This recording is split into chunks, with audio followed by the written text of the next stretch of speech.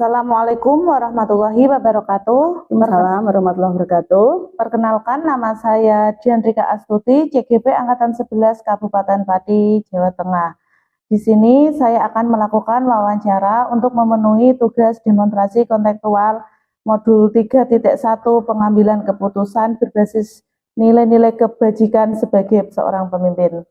Di sini saya ditemani oleh beliau Ibu Dewi Yuliati selaku Kepala Sekolah SD Negeri Sumur 02. Baik Ibu, saya bisa dimulai nggih Bu? Bagaimana kabarnya Bu hari ini Bu? Baik sekali Bu Dian, sehat alhamdulillah. Ya.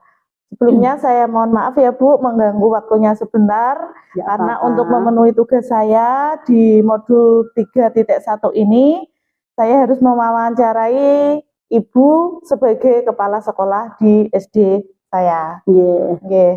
Untuk pertanyaan pertama Bu, selama ini bagaimana Ibu dapat mengidentifikasi kasus-kasus yang merupakan dilema etika atau bujukan moral? Ya, terima kasih Bu Dian atas kepercayaan yang diberikan kepada kami untuk membantu jenengan dalam penugasan CGP ya Bu ya. Iya Bu.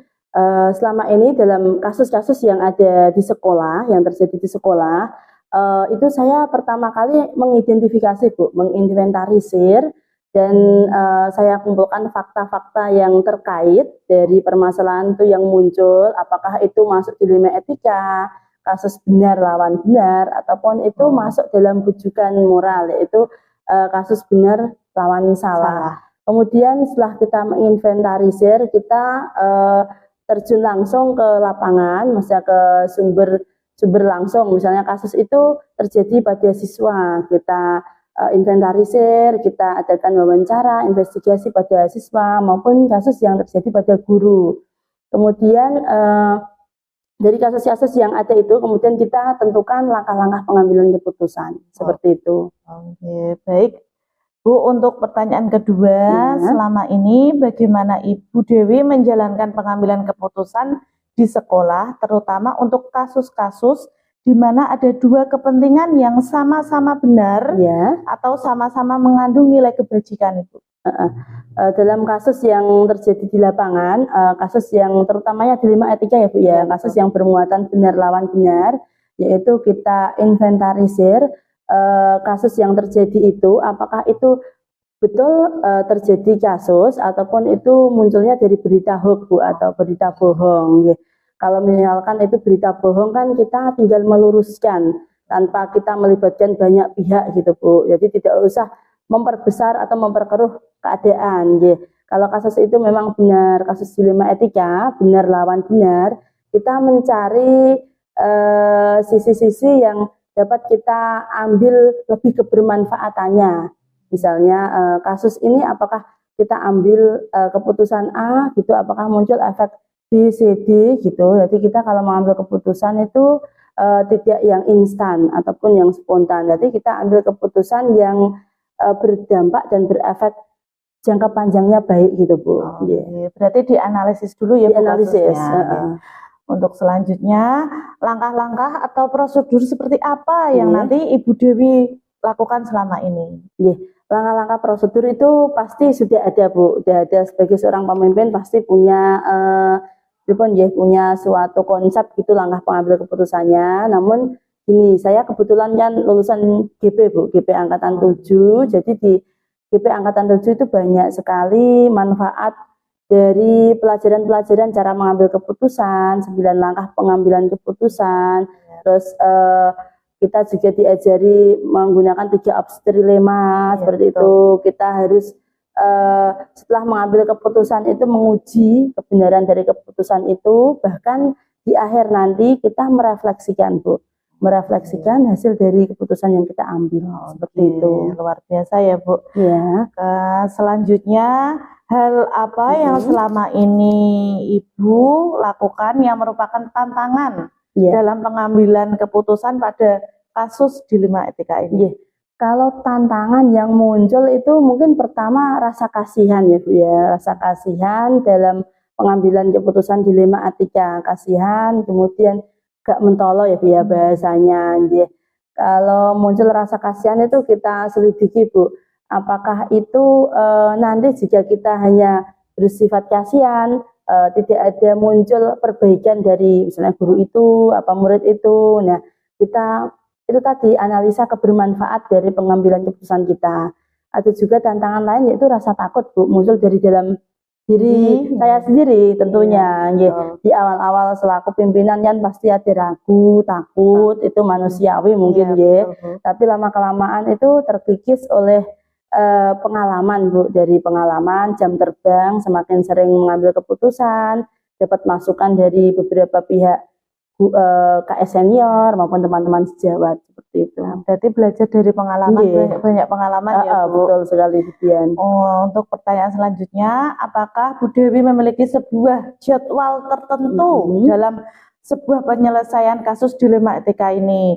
Apakah panjenengan langsung bisa menyelesaikannya di tempat atau memiliki jadwal menyelesaikannya? Bentuk atau prosedur seperti apa yang nantinya Ibu jalankan? Kalau jadwal tertentu itu tidak ada, Bu Dian, karena kalau bisa kan masalah tidak ada tiap hari masalah tidak ada, malah kita bersyukur sekali berarti kondusif. Jadi misalkan ada suatu masalah langsung kita selesaikan di tempat, kita tidak menunda misalnya besok saja, jika masalah itu redam sendiri tidak usah kita atasi, tidak, tapi langsung kita tangani sesuai dengan itu tadi, masalah itu berasal dari mana, kita langsung selesaikan di tempat.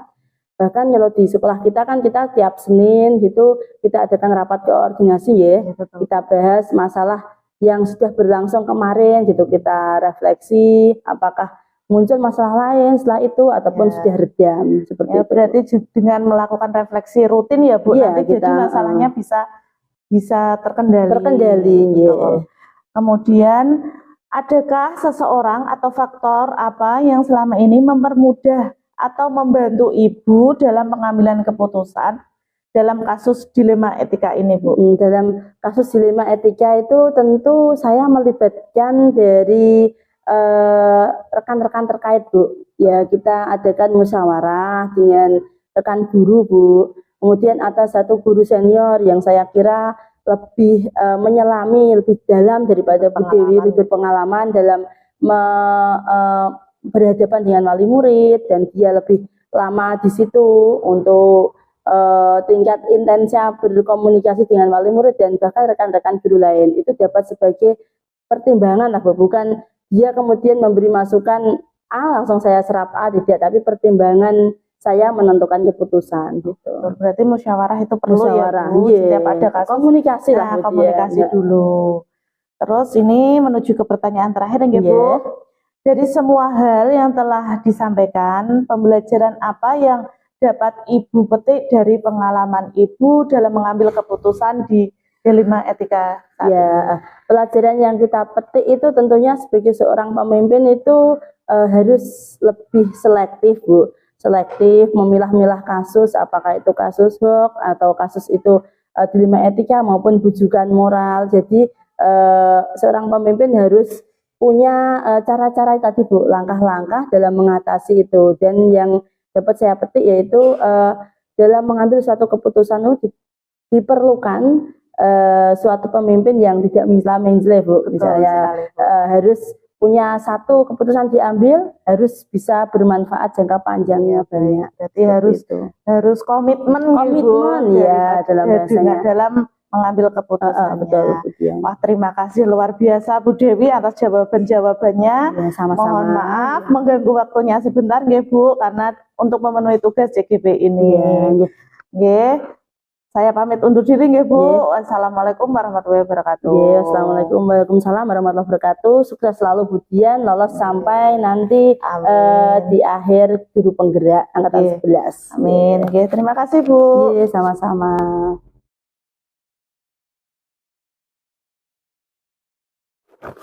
Assalamualaikum warahmatullahi wabarakatuh.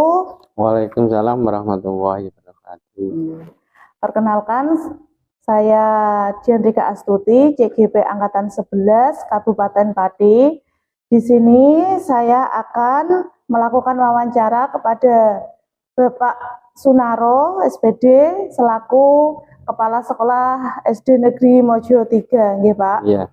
Untuk wawancara yang kedua kali ini, saya ingin menyampaikan pertanyaan Pak pada panjenengan seputar tugas saya sebagai CGP di modul 3.1, yaitu pengambilan keputusan berbasis nilai kebajikan sebagai seorang pemimpin. Nggih Pak. Bisa dimulai nggih Pak? Ya, bisa, Mbak. Pertanyaan pertama, selama ini bagaimana Bapak dapat mengidentifikasi kasus-kasus yang merupakan dilema etika atau bujukan moral? Ya, selama ini saya mengidentifikasi kasus-kasus yang merupakan dilema etika itu ya saya lihat gini, Mbak. Efeknya nanti setelah kasus-kasus itu saya putuskan itu bisa merupakan yang pertentangan antara kebenaran melawan kebenaran atau mungkin mengandung kepentingan atau keputusan itu begini Mbak, menguntungkan salah satu pihak atau merugikan beberapa pihak seperti itu. Berarti dampaknya dulu nggih Pak ya? Iya, kita lihat dari dampaknya. Iya, betul. Nah, untuk pertanyaan kedua, selama ini bagaimana Bapak menjalankan pengambilan keputusan di sekolah Bapak, terutama untuk kasus-kasus di mana ada dua kepentingan yang sama-sama benar atau sama-sama mengandung nilai kebajikan, Pak? Nah, saya dalam memutuskan itu biasanya Mbak, kalau istilahnya kasusnya itu ringan, ya langsung saya putuskan, tapi saya mengkaji terlebih dahulu dampak yang ditimbulkan dari keputusan saya itu. Tapi kalau itu perlu pengujian, maksudnya gini, kebenaran dari fakta dari kasus itu ya saya mencari sumber-sumber yang dapat dipercaya terkait dalam kasus tersebut. Biasanya kan kasus itu biasa saja, tetapi oleh sebagian orang itu dibesar-besarkan seperti itu. Atau mungkin juga kasus itu mungkin ia ingin kepentingannya tercapai atau seperti apa itu. Ya, berarti dianalisis dulu ya Pak, bagaimana kasusnya. Untuk soal selanjutnya atau pertanyaan selanjutnya Pak, langkah-langkah atau prosedur seperti apa yang biasa Bapak lakukan selama ini? Nah, selama ini saya tidak ada langkah-langkah yang apa ya Mbak, yang kalau kita dapat suatu masalah kan informasinya tersampaikan langsung. Nah, kita secara apa ya, secara naluri atau secara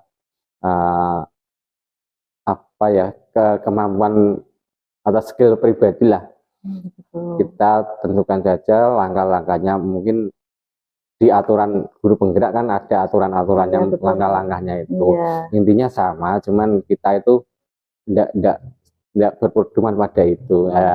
Secara langsung kita nek kasus seperti ini itu yang kita butuhkan ini ya, seperti itu. Mungkin kita identifikasi dulu kasusnya itu, kira-kira itu kalau langkah yang saya ambil itu perlu ndak melibatkan orang lain. Kalau perlu melibatkan orang lain ya kita libatkan orang lain itu. Kalau memang itu cukup saya putuskan sendiri ya bisa saya putuskan sendiri seperti itu. Oh iya, terima kasih Pak. Untuk selanjutnya, hal-hal apa saja yang selama ini Bapak anggap efektif dalam pengambilan keputusan pada kasus dilema etika ini Pak? Hal-hal yang saya anggap efektif dalam memutuskan sesuatu yang mengandung dilema etika itu, yang pertama kita ya itu Mbak, harus meneliti kasusnya atau mengidentifikasi kasusnya. Yang kedua itu melibatkan orang yang kompeten atau paham dengan kenyataan di lapangan dari kasus itu, atau kasus itu sesuai dengan fakta yang sebenarnya. Nah, itu yang ketiganya, kita itu harus selalu apa ya, Pak? Berkolaborasi dengan warga sekolah untuk menentukan Solusi. opsi-opsi yang lebih baik. Oh, betul Pak. Gitu, Pak. Oh, jadi berarti adanya kerjasama dari lingkungan sekolah juga ya Pak? Iya, termasuk. Nah, terus hal apa saja yang selama ini merupakan tantangan dalam pengambilan keputusan pada kasus-kasus dilema etika yang Bapak hadapi? Kalau dengan yang apa ya, dampak yang ditimbulkan itu biasanya tidak masalah, Mbak. Kita dapat mengatasi. Tapi di kasus-kasus tertentu yang merupakan tantangan itu ya gini, Mbak, ada campur tangan dengan pemangku kepentingan yang lebih tinggi dari saya, itu yang merupakan tantangannya. Iya. Iya, baik Pak. Untuk soal atau pertanyaan berikutnya Pak, apakah Bapak memiliki sebuah jadwal tertentu dalam sebuah penyelesaian kasus dilema etika ini, atau apakah Bapak langsung menyelesaikannya di tempat, atau memiliki jadwal yang berbentuk atau prosedur seperti apa yang nantinya Bapak jalankan?